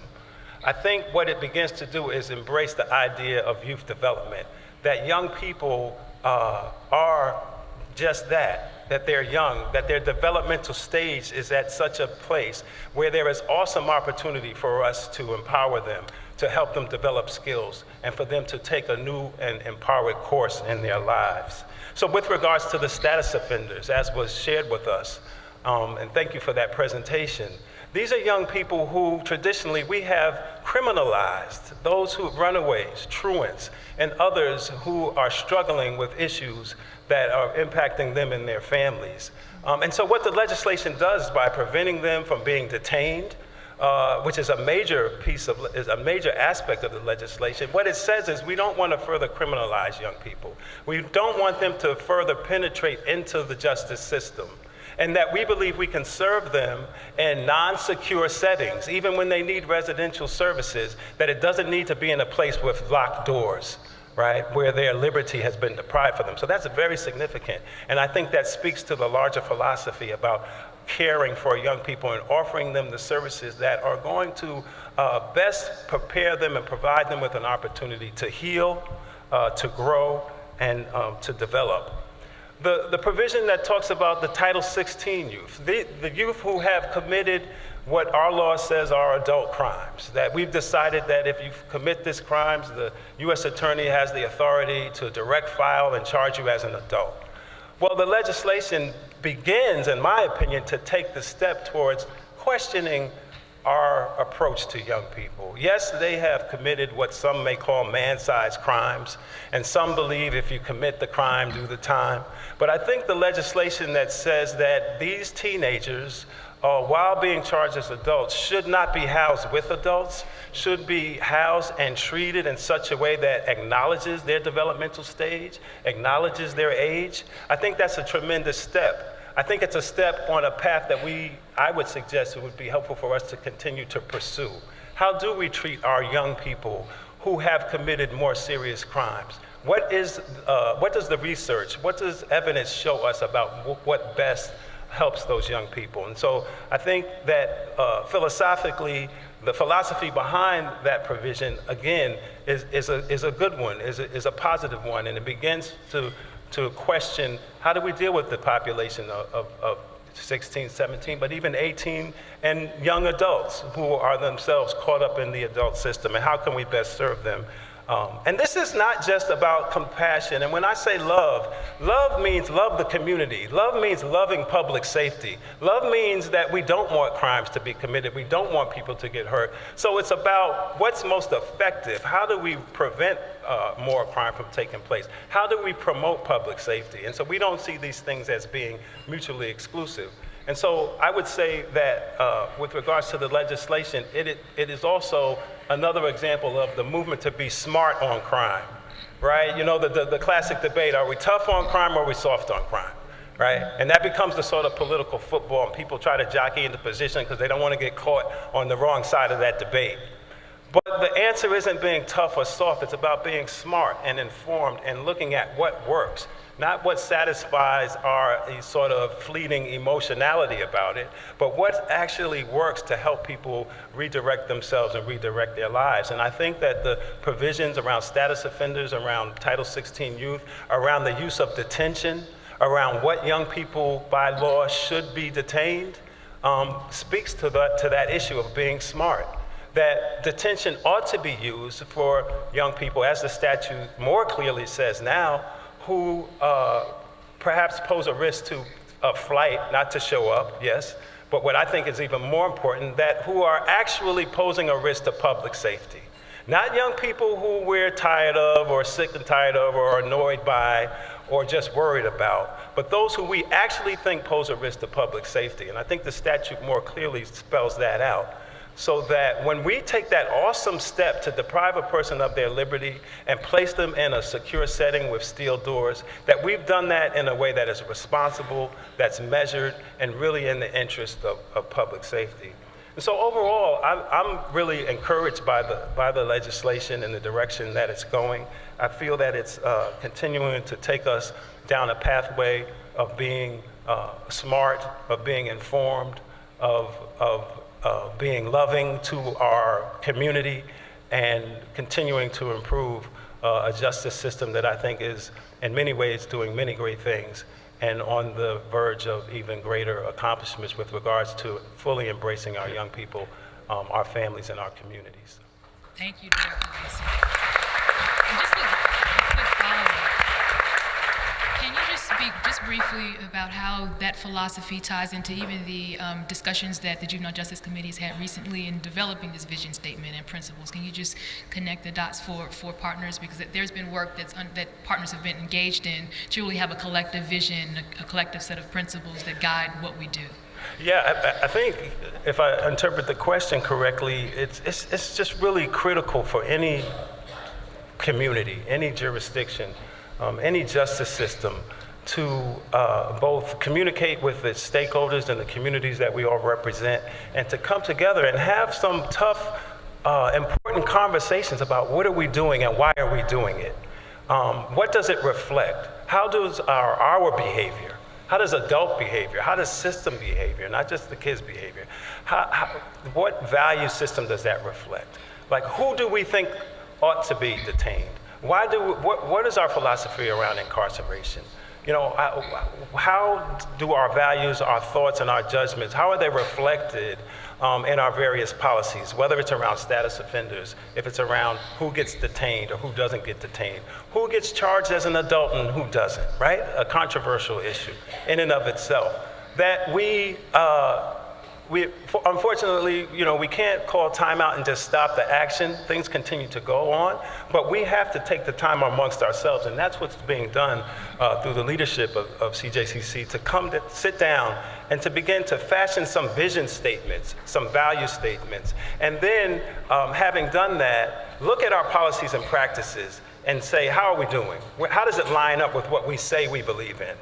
How does it translate into the experience of those of us doing the work, and most importantly, into the experience of those who are impacted, most impacted, the youth and families and communities? And so that's an ongoing conversation that's taken place, and I think it's one that's being intensified. It's one that we're doing a better job of having, and hopefully it's going to continue to translate into legislation that is taking us in a positive direction with regards to how we're working with our youth and families involved in the system. Thank you for taking that loud, Director. I want to now shift to focusing on research and best practices, because we're hearing that, but I want to be able to crystallize that a bit. And it's really a treat to have the Attorney General of the District of Columbia zero in on research. And we have our Director of our Pretrial and Probation Office for Juveniles to focus on best practices. I think that I don't want this moment to get lost on folks, that we have leadership that are talking about evidence-based practices and the research behind what we're looking to accomplish. So, A.G. Racine. Thank you very much, and it's always a pleasure to be here once a year with the practitioners and professionals who work incredibly hard, and as we know quite candidly, your work is rarely recognized unless, of course, there's either an honest mistake or a tragedy that none of us in good faith singly could have or individually could have averted. So let me just thank Manon and CJCC for giving us this space to take a breather, really, from the day-to-day of our job, allow for conversation, collective discussion, and to be challenged by each other on how we might make our system better. And of course, it's always illuminating and important for us to be exposed to innovators and leaders like Glenn Martin, the founder of Just Leadership USA. I share Clinton Lacey's respect for each of you here. I know that as my office and I go out into the community and people are rightly concerned about crime and concerned about repeat offenders, and at the same time concerned about what they perceive to be the lack of opportunity for young people, when you get that confluence of conflicting questions, it's hard up there to assure folks that you're doing all you can to keep the public safe, yet you're providing opportunities for young people to, grow beyond some of the actions that they're engaged in. And I know that each of you, whether it's a police officer who's got to make the decision as to whether to arrest or divert, or whether it's one of our Office of Attorney General lawyers who's got to make that hard decision as to whether to paper a case or to perhaps send it over to the ACE diversion team, or whether it's court social services who's making a recommendation for detention or community placement, or a judge who's got to make that tough call. These are gut-wrenching decisions, and in a real way, your jobs are not 9 to 5. I know, like me, I'm sure, you take things back home, you have hard time sleeping, and you worry about some of the decisions that you make. I think that's a pretty good introduction, I hope, into the importance of research and how we've got to focus on evidence-based practices that can give MPD confidence, can give court social services greater confidence, can give our prosecutors greater confidence, and can give the court greater confidence about its important decisions affecting a young person's liberty and, spectrum of confinement or restriction of liberty. Before I go into the evidence-based stuff, and I'll be brief, partly because David Rosenthal had at least 2 of my cups of coffee today. So I apologize if I'm not as sharp as I might otherwise be. But I do want to say, a special hello to the Office of Attorney General table over there, not only for applause and cheering me, appreciate that, but because they work extremely hard. And to be honest, our office, in a real way, is in the process of having kind of the cultural conflicts of change, right? We moved very quickly. Some might honestly criticize us, and maybe some of it is true, to a more, sort of call it progressive criminal justice approach. And, that rankled feathers in our office with respect to some prosecutors.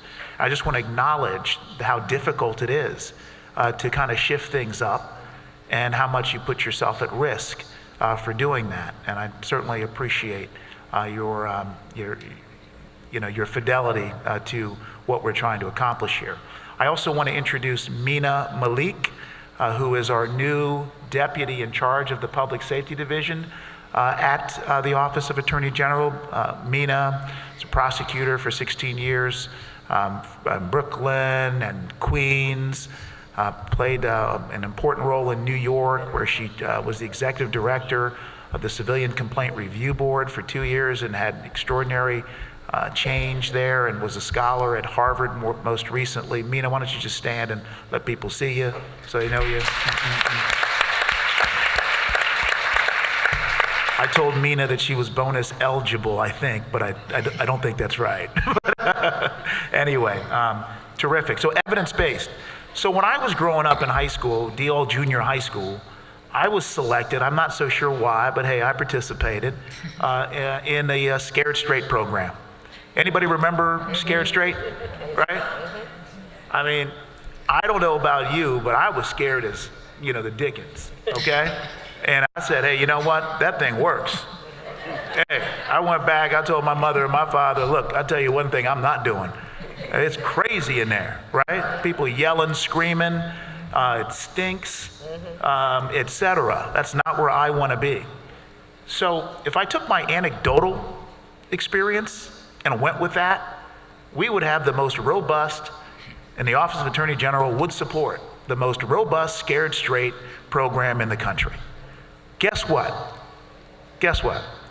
The evidence over decades demonstrates, notwithstanding my own personal anecdotal experience, right? Demonstrates that far from reducing recidivism, Scared Straight actually had a correlation of 70% in regards to the young people who participated in it and their actual crime. And it makes sense. If a kid is suffering from trauma, you think you can scare that out of them? Doubtful. If a young person has, serious substance issues, or even worse, as we all know, mental health issues, try scaring mental health issues out of somebody, right? It's just not going to work. And so the point is, and this is the challenge for all of us, we need to get down and granular and do what we did, at least partially in this legislation, break down the walls of confidentiality to allow the system-wide sharing of information and data that can allow us to critically evaluate what is working and what is not, so that we might invest taxpayer dollars, right, in solutions that are more likely to work than are less likely to work.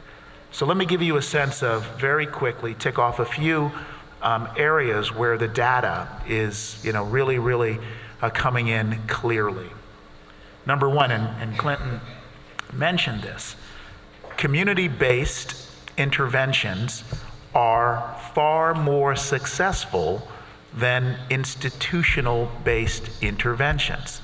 Now, that is not to say that we shouldn't have, a robust institutional intervention.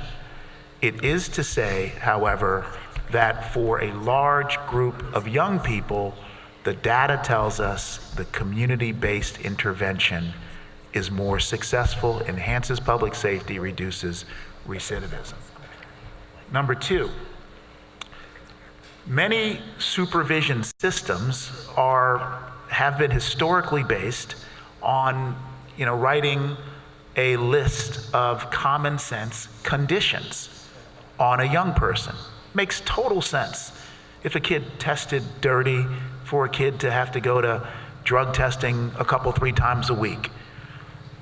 The evidence shows that when these conditions are listed out, enumerated, and many-fold, kids, particularly those kids who get into the system, guess what?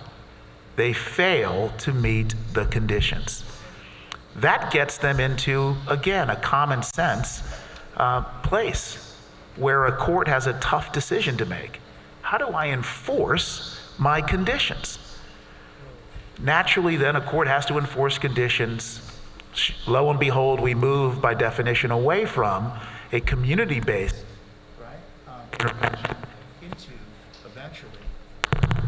into eventually an institutional-based intervention, which we just said earlier, largely is not a winning solution for most kids. So the evidence is showing that emerging supervision systems have to do more of what we're doing with Hillary Cairns and the ACE group, which is relying on scientifically based assessments that cut across a whole lot of core areas: familial, psychological, behavioral, and then try as best you can with really, really well-trained, well-motivated case managers to match up services to the child's needs. What else is working? We also know that there's good, compelling data on the fact that peer-based interventions are also successful when well managed. And so an example might be youth court, when well managed, with peers and kids, young people participating in the process of, adjudicating, if you will, community harm. It is demonstrated to improve significantly cognitive behavioral stuff. So kids essentially become more aware of the consequences of their decisions, not only to them, but to their own community. What else is working? Clearly, restorative justice is working, and the evidence and data shows it. It may seem a little corny. It seemed corny to me when someone suggested getting around in a circle with a victim and a defendant and a family and others. But the data shows that actually, while perhaps, historically corny to me, is working. And so we've got to invest more in that kind of process. And I'm happy that the City Council, I see a member of at least Kenyon McDuffie's staff here, or the Judiciary Committee, has given more money to the Office of Attorney General, where we're hiring and have hired at least 3 and going to hire 4 restorative justice folks to get out there and really try to stem the prosecution and race to institutionalization. I will end with this, again, challenge to all of us. Let's be willing to be proven wrong, and let's be willing to innovate. Just 3 weeks ago, I had occasion with another colleague in the law enforcement space to go out to Seattle to really understand what they're doing on the innovative front. And the most interesting thing that I learned there is that the Seattle Kings County prosecutor, Dan Sattenberg, is piloting an interesting diversion program for young people who have been arrested for possession of guns. Now he's going out there, putting his hide on the line. But Dan's belief is that through restorative justice principles, intensive, therapy, that those offenders, if they successfully go through the program, will be less likely to recidivate. That's a winning proposition. It's a daring piece of innovation, and it's that kind of innovation that we should not be afraid to try. Thank you.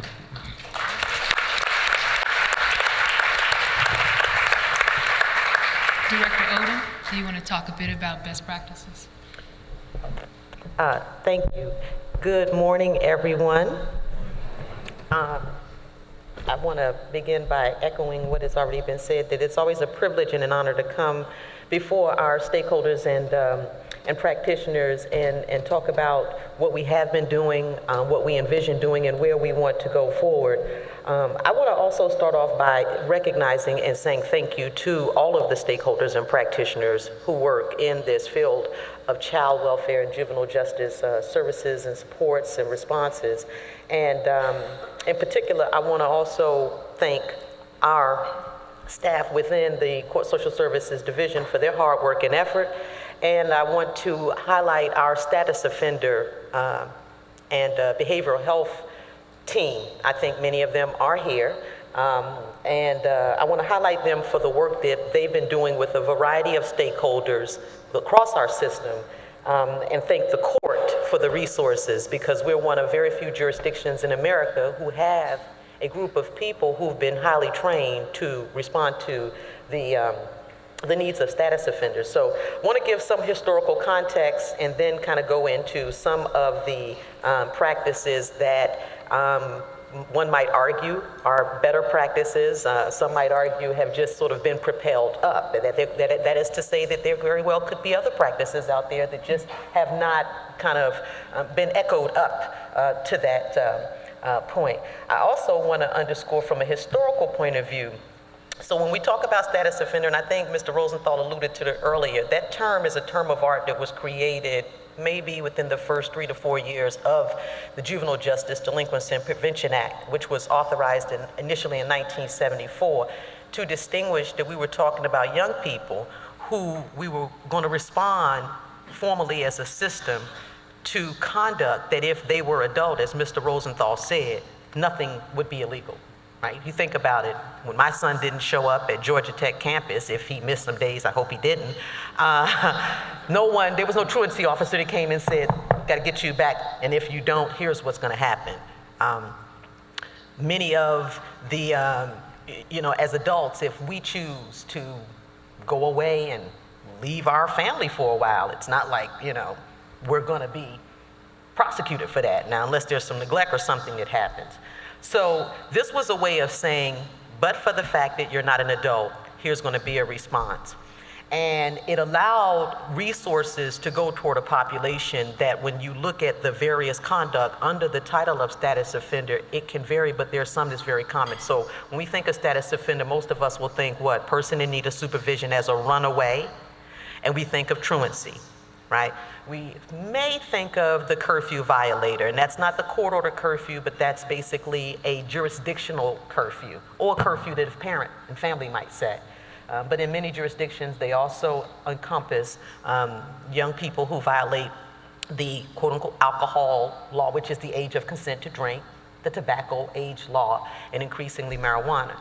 So the first thing I want to say is, with respect to status offenders, we as a society, as a country, could immediately turn to another page by simply saying across jurisdictions, we're not going to adjudicate anymore. We're not going to receive this population through the juvenile justice system. There are, of the total jurisdictions in America, the 50 states and the District of Columbia, some 36 permit addressing the needs of status offenders under the rubric of the juvenile justice system through probation, and many of them increasingly don't permit them to go further through the system. So if you take like Cook County, Illinois, their probation department has essentially outsourced to a private entity that does a lot of strength-based intervention through more of a diversion track. And then there are some 12 jurisdictions that will permit youth to be addressed in formal systems through either juvenile justice tracks or child welfare, and then there are 3 jurisdictions that do not adjudicate at all.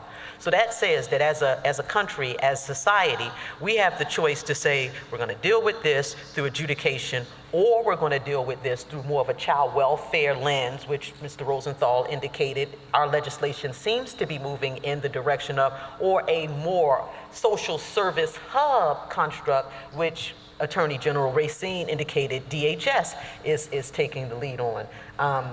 There are these different sort of terms of art: persons in need of supervision, overarching status offenders; CHINs, children in need of supervision; FINs, families in need of supervision.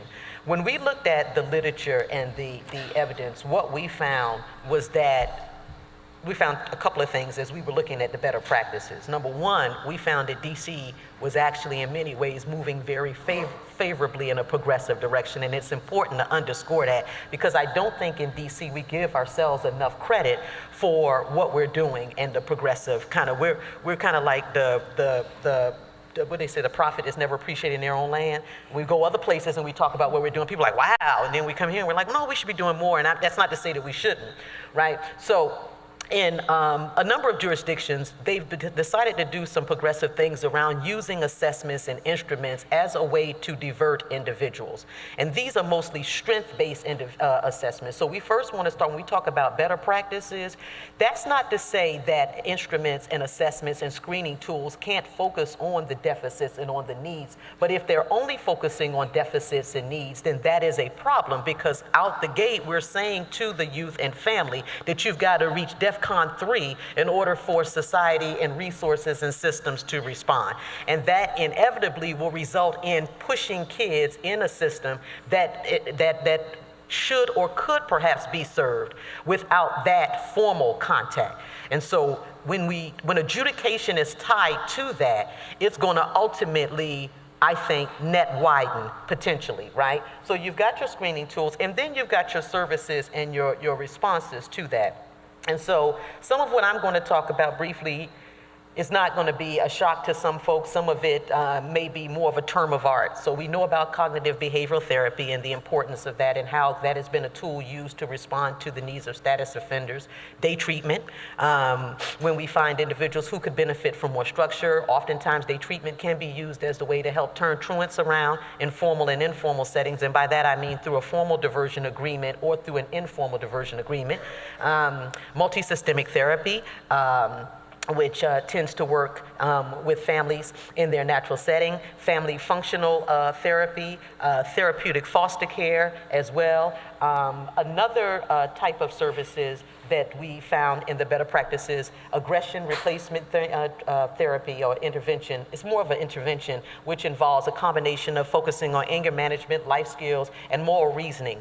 And I think that a lot of programming and services is beginning to look at the whole notion of moral reasoning, which is how do we help individuals, not just young people, but even families appreciate the sort of call and response around decision making and actions, that the actions have reactions and have consequences. And as I think Director Lacey was speaking earlier, and this is something that we've embraced for quite some time, empowering and helping families to make healthy decisions. The last 2 points I want to make is we have to bear in mind that as we evolve and grow, we're talking about a system where juvenile justice is concerned. It's more than 175 years of age. So the system as it relates to its forming of structure around supervision and response is actually older than the first family court in Cook County, Illinois. And a lot of what we've done, and I think A.G. Racine talked about it, is ebb and flow like a pendulum. And it's in responding to flows around conduct and trends of our young people in society. And it's also, for many of us as stakeholders, we've used a default draw from what we do in criminal justice and make it fit in juvenile justice to offset or compensate for our lack of training and really understanding the adolescent brain, how we try to incentivize behavior change, not just for the immediate, you've satisfied your conditions in court, but for long term, and also recognizing that from a developmental point of view, not everybody is gonna go forth and sin no more. That there will be episodic setbacks that many of us as parents went through as developmental individuals, as well as our young people. And so that's got to be important when we talk about investing in these better practices, to look at the ability to ensure that we resource them up. One of the things I like about in New York, they have an initiative similar to ACE, and it's in every borough, if you will. That's in New York, boroughs, right?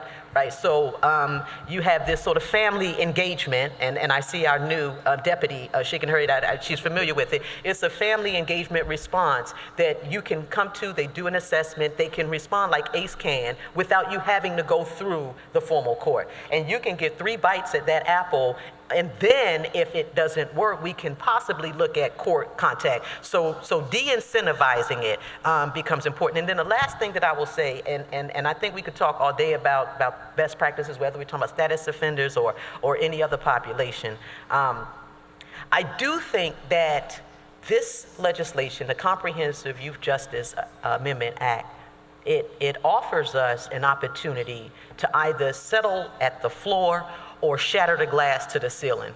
By settling at the floor, it's adhering to what is circumscribed in the statute to specific populations. Shattering the ceiling is saying, you know what, we can be innovative and creative, not for one population, but for all of them. And so what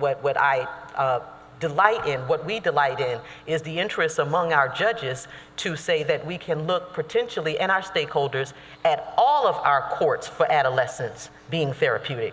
That we would not have these categorical, you only get the best practice, you only get all of these incentives and other things if you're on the truancy track, or you're on the PINS track, or you're on the JBD track or the HOPE track, because then that suggests that the other courts are just gas and go. And that's not what we want in our system where our young people and where our stakeholders are concerned. So I would leave you with the fact that, yes, we've talked about these best practices, and I have a boatload of other information here that I have and will make copies and share with anyone. But I also want folks to appreciate that these better practices don't lend themselves to just special targeted populations. They can be used across the board, which challenges how we look at, to your point, not only at detention, but even increasingly adjudication for non-status offenses as well, and the opportunities for diversion. Thank you.